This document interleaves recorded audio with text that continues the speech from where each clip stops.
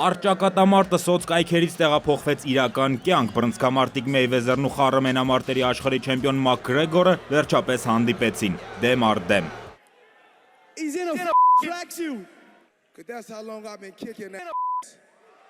Ու այսպես ավելի քան 1.5 ժամ դարի մենամարտից առաջ հայացքների փոխանակումը վերածվեց վիրավորանքների ու հայոյանքների փոխհրաձգության։ Մեյվեզերն ու Մակգրեգորը միմյանց ուղարկում էին դժոխք, այդ վայրին վայել կոպիտ արտահայտություններով, պատեհ-անպատեհ, ժանրին հավատարիմ, հեռուստադիտողների ակնկալիքը բավարարող և լրագրողների գոհ հայացքի ներքո։ Նույնիսկ Մակգրեգորի կոստյումի վրայի գրառումը ոչ միայն տեղավորվում էր, այլև ներդաշնակորեն ընդգծում իր տիրոջ խնամքով նախապատրաստությունը։ Ինչպես ասում են, դրես կոդը անտագոնիստական էր։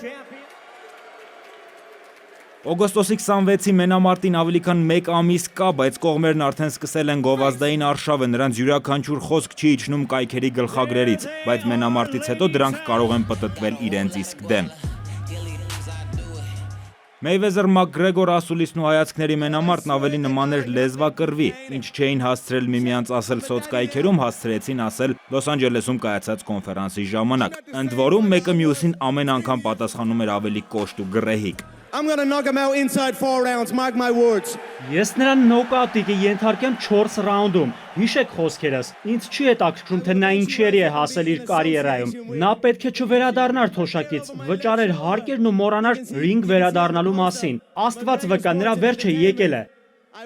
Մեծ հաշվով Լոս Անջելեսում կայացած շոուն մարզիկների հոգեբանական ճակատամարտն էր։ Մակգրեգորը հեգնական ժպտում էր, պարում ու նոկաուտի ենթարկում իր ծամոնը։ Տեսեք, լեզուն կուլ է տվել, չի կարողանում ոչինչ ասել։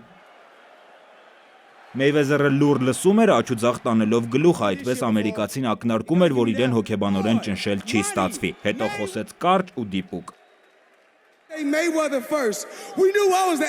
Ես ամենաբարձր մակարդակի վրա եմ, ահա թե ինչու է այս թափթփուկը որոշել վերադառնալ բոքսի ռինգ ու մենամարտել ինձ հետ, դու կձախողվես, ես կդաղեմ քո հետույքը վիժվածք։